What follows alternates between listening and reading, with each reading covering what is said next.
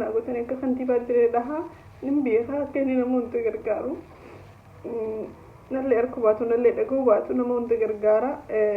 nama hedduu nama gaariidha jeetiin abdii irraa qaba viidiyoo kana seernaa gootanii akkanii fi warri gargaaruu dandeessan kantiibaa jireedha Khadir Joor biraan dhageessaniin barbaada kophaa adiyyoomanii jiraachuu jiranii jechuudha gadinti himu turbaan takka guutuu har'a baaburu baay'iftaan ba'usmaan joorraan tanee eegee takka biyya takka rabeen beeku eegenni dhamerraa ilaan kaarraan tanaa silaan biyya keessa jiraadde. Assalaamu alaikum warahmatullahi wabarakatuh. Kan jirtan nagaa fayyaadha jirtanii mata dureen agartan kun sirriidha. Biraankii isin fakkaatiin waa yeroo hedduu biraankii daleenuuf jecha video kana ni mara jelle yaanne maruulee karooraaf hin qabu ture walaakin dirqiidhaatu ol na baasee video kana amarsiise hordoftoota video kana akkasii fi bakka hunda sheer naa gootanii keessaafu jiraattootni magaalaa dirree dhawaadha na gargaaruu dandeessan hundi keessan video kana akkanii fi sheer gootanii karaa itti gargaaramuu danda'uun na gargaartanii isinirraa barbaada maaliif jennaan yaasin guyyaa kamisa kutee qabamee sababa inni dubbii quba irraa hin qabne waan inni keessee hin jirreetiin waan sila amma sila oromoon isiste nama hin haalsuun taltiisa isiste tun oromoo mitiin tala Tigreeti sababa saahiba isaatii wajjii waan daleefu jecha sababa saahiba isaatiin saahibni isaa san dirdhaa keessan jiraatu badala sila saahiba isaa san qaban isaa fi saahiban isaa nam lama waliin qabanii hidhaa jiranii jechuudha kamisa kutee qabame kamisni boruu kun torbaan isaa fi kana caalaa hunda sababa cubbuutiin hidhamuun isaa hedduu waan nama gaddisiisaati dabalatee obboleeyyan kiyya ani rabbi khaaliqaan gaditti waa ilmaanii dubbachuun fedhamu hambu rabbi khaaliqaan gaditti namni ilmaan kiyya irratti abdaddee ilmaan kiyya irra dhiisee qalbii takkaan nagaan ol bahee rafu jiru sababa yaasini afaan tana garuu Ragaru ilmaan kiyya sana raadiyoomanii jiranii kaanus fayyana raadiyoomii nahantiin raadiyoomtee jirti maaliif jennaan ija gurruun qaban abbaa isaanii malee kaanus fan abbaa malee nyaata kana nyaanni irraa gadi hin himu turbaan takka guutuu har'a baaburu baay'iftaan ba'usmaan joorraan tanee eegee takka biyya takka rabeen beeku eegenni dhamerraa ilaan kaarraan tanaa silaan biyya keessa jiraadde takkaadhaaf abbaan biyya bira naa jiraatanii takkaadhaaf abbaan isaa bira jiraatanii humaan qabu torbaan takka guutuu ilmaan kiyya kophaa adiyyoomanii jiraachuu jiranii jechuudha mucoo saahiba kiyyaatii mucaa saahiba isaa tokko rabbi jazaa kafaluuf isaan lameenitu itti deddeebi'ee torbaa kana guutuu mana hidhaattillee isaafillee qonqoo geessee wanti iddoo gargaaru jira viidiyoo kana seernaa gootanii akkanii fi warri gargaaruu dandeessan kantiibaa jiredha Khadir Joor biraan dhageessaniin barbaada takka waan maraa xalbaddeen beeku har'a garuu dirqama narratti maaliif jennaan yaasin har'a silaa ilmaan san biraan jiraadhee humaa rakkoo hin qabu walaakin badii takka kan qabne sababa takka kan hin qabne ilmaan san keessa kan hin jirre haadha abbaan kan hin jirre ilmaan san miciyyoo isaan bira jirtu qofaa jechuun ilmaan san olii qaqqabu jira ni beektan jee yaadarra guddaa afaanus ijaa warra hin qabu abbaa isaa malee sanifu viidiyoo kana isheen naa godhaa nama na gargaaruu danda'u kan diradhaa keessa jirtan torbaan takka guutuu sababa takka kan hojjeti waan takka kabajii takka inni hin qabne cubbuu sababa hojii sababa saahiba isaatiin saahibni isaa badeedhaaf isa qabanii hidhanii intalti cubbuu irra keessee jechuudha waan inni keessa hin jirre waan inni dalagee hin qabne waan inni ilmaan guddifachuu ilmaan isaatti olii gabbiigeeti biisii ilmaan isaatti hojjetee ilmaan isaa guddifachuu malee waan irratti hidhame kana waan takka waan inni keessa hin jirre waan inni hojjetee hin jirre maqaa guddaarra kaanii sababa obboleessi baafateef yaasin irra kunoo kamisa kudhedhamee ilaa arraan tanaa hidhaa jira jechuudha. Saniifuu hordoftotaaf kabajamtoota kiyya warri ilmaan kiyya bira naa dhaabbachuu jirtan wallaahi ilaazii maaliin jeesin galatoonfadhu hin qabu kan jiradhaa keessa jirtan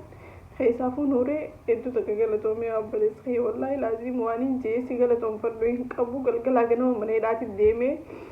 faxara yaasinii geessee ilmaan biraas dhaqee viidiyoo na dubbisiisee yaani hedduu wallaahi ilaazii maaliin jee si galatoonfadhu hin qabu galatoomee siinjaa obboleessi kiyya nuuree Mimicoo geera geera galatoomtu isaan lameen bira naa dhaabbachuu jiran jechuun ijoollee kiyya bira sababa sanitti rafee ka'uu jiru torbaan kana guutuu malee silaa rafeetumaa ka'u silaa'ee bira dhaqanii viidiyoo na dubbisan micoon isaan bira illee micoo nagaa takka rabbi addunyaa kaara jazaa isii haa kafaluuf waan injoon hin qabu saniifuu ilmaan oromoo walii diradhaa keessa jirtan rabbi haaliqa sodaadhaadha kantiibaan haa ta'u poolisaan haa ta'u itti aanaa fi maarreen beeku kana hunda Yaasiin sababa cubbuutiin maqaan bu'eefi jechuudha ragaadha baatee sababa jaamuu qofaan qabamee maqaan hin jirre irra kaayamee akkana jedhanii hidhamee jira. Hidhamuun isaa daran ammaas ilmaan sanirraa hidhamuu ilmaan isa malee ijaa gurree hin qabne sanirraa hidhamuu yeroo hunda bakka kana taa'ee ani dhiyoo sana eegaan boodaniin boocee illee yaadne walaakin irraan tana dirqamaan na boochisee kamisa kutee hidhamee arra baha buru baha iftaan baha osuma inni kunoo itti torbaan takka lakkoofse jechuudha torbaan kana guutuu takkaa guyyaa takka mucaan quraana qaree hin beeku maaliif jennaan namni takka afaan itti beeku hin jiru isa malee saniifuu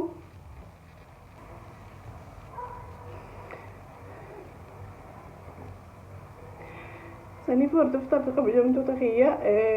viidiyoo kana seenaa gootan akka kantiibaa direedhaha nin beekaa akka inni nama hunda gargaaru nallee harka baatu nallee dhaga'uu baatu nama hunda gargaara nama hedduu nama gaariidha jeetiin abdii irraa qaba waan kana ififilleetti dhimmamee naaf daddabee waan kana qoratee maaliif jennaa yoon ifi nama badii hidhame taate badii hidhame afaan itti dubbattu hin qabdu arra garuu Yaasiin badii takka malee ani biyya keessa hin jiru namni hundi quba qabdan jeeyyaata silaarraan biyya keessa iraadde ol beetu viidiyoo kana maru maaliif jennaan ilmaa kiyyanaa bira jira arra garuu ilmaan sana diyyoomanii waan jiraniif viidiyoo kana sheer naa gootanii akkanii fi warra jiradhaa keessaa kamaneedhaatii nama baasuu danda'u hunda biraan naa geessanii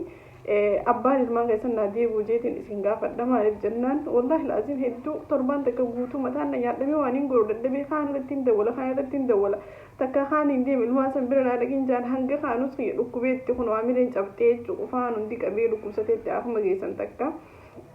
asirraa mataan na nyaadhamu jira. Saniif hordoftaaf kabajamtoota kiyya viidiyoo kana sheer godhaadha. Warri diradhaa keessa jirtan kana gargaaruu dandeessan hundinuu akka inni fedhamma kana itti dhimimtanii jala deemtanii akka kiyya laaltanii takka ammoo akka Yaasiin laaltanii osoo hin taane akkuma ijoollee daa'imman namni akka cinaa dhaabbatu hin qabne haadharraa duraanuu hamileen cabxee jirti. Abbaarraa isa akkanii fi hamileen hin cabne rabbuma sodaattanii akkanii fi waan kana jala deemtanii Yaasiin ilmaan keessan naa deebistan abdiin isinirraa qabu warri diradhaa keessa jiraatan hundi keessanuu kana caalaa waliin jee dubbadhu kan hin qabu natti hin fakkaatu maaliif jennaan torbaan takka guutuu walaa fuula kiyya waan na fakkaatu rafee hin beeku eega guyyaa kamisaa jechuudha eega guyyaa kamisaa rafee hin beeku maaliif mataan hedduu mataan na garagalee jira ani guyyaa kamisaatiin hidhame guyyaa jimmataatiin dhagahee ammas kana caalaa maaliif hidhamaa osoo hin ta'in silaa badii takka qabaatee hidhame badii tana irratti hidhameetta badii hin qabaatiin cubbuudhaan hidhame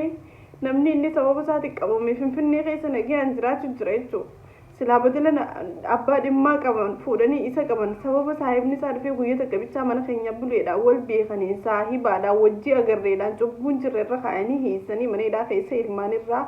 torbaan takka guutuu ilmaan isarraa maneedhaa keessa jira waan kan akkatti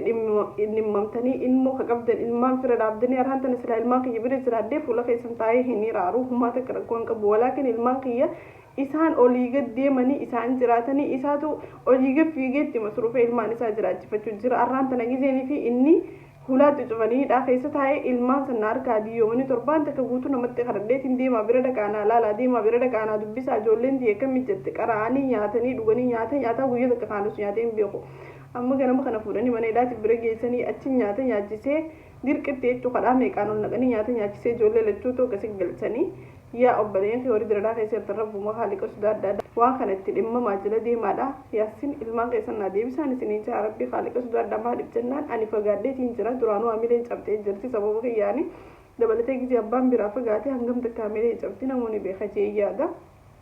waan kana ol beeyin dubbadha jee yaadne walaakin dirqamaa na dubbisee jaaladhee osoo hin tahin yoo badiidhaan hidhame hin dubbadhu ture badii takka malee kantiibaa diradhaa waan kana akkanii fi jala deemee yoo ifiifillee wanta ittiin hin dararamne namallee taatu itti ergee akkanii fi waan kana hubatee qoratee arraa fi boruu keessatti osoo sabtii fi alannii hin dhufne arraa fi boruu keessatti akkanii fi waan kana jiran adeemtanii naa baastanii ilmaan abbaa ilmaa keessan naa deebistan abdiin isinirraa qabaan isinii jaa tanumaaf hin dhufee inshallah rabbiin khayriidha waliin nu adeebisuun jaa du'aa'ii naa godhaadha ilmaan keessaniif du'aa'ii godhaadha wallahi laasiin waan hin jee ilmaan keessan irraa dubbadhu hin qabu maaliif jennaan adiyyoomanii jiran arraan tana inshallah dhuma fa'aa jee yaada cubbuudhaan nama eegsisuunis gaarii miti rabbiin silaa oromoo taate arraan tana dhaqeetiin intala san miilarra kufee kaadhadha intalti san oromoo miti tikireedha jedhanii isiidhaas namni isii beekuun jiru yaasi guyyoota qabicha wajjoon harkan saahiba isaatii hojii daleedii sababuma saahiba isaatii hojii dalaguudhaatiif inni saahibni isaa dhabamnaa wajjiin harkee isa ittee isa eessiste jechuu isa qofa osoo hin ta'in saahiba isaatii eessiste saahibni isaa sanilleen bakka jiru waan kana akkaniif itti dhimmamee itti yaadee waan hojii dalagan isaaniif beekaa waan kana akkaniif furmaatatti fiduu takkaa immoo dhufee fi harkeef kanneen abbaa ilmaanii kan ilmaan isaa dirqi guddifatu jiru qabee hidhaa osoo hin taane ifii dhufee harkeef kanneen akkaniif baasuu kabajaadhaan ittillee bilbilee dubbisee gaafadheen jira namni isa beektanillee isattillee naafiyyaa warri dandeessan hidhaadha baasaadhaan isin hin jaarbii jazaa teessan isin adeemu waan hin dubbaduftan illee isu addan beekan torbaan kanallee nu irriibatti hin jiru mataan na wareeree jira akkasii hanqa rabbiin inshaallah fayyadinu dhageessa fayyadoo ijoolletti eebiru nageenyaa jiraadha